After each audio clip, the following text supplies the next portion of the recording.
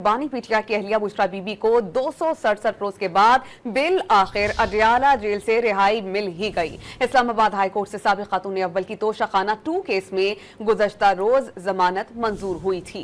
बुशरा बीबी बनीगाला मुंतकिल हो गई हैं। उन्हें इससे काबुल तोशाखाना के पहले केस 9 मई के मुकदमात और दौरान इद्दत निकाह के केस में भी रिलीफ मिल चुका है।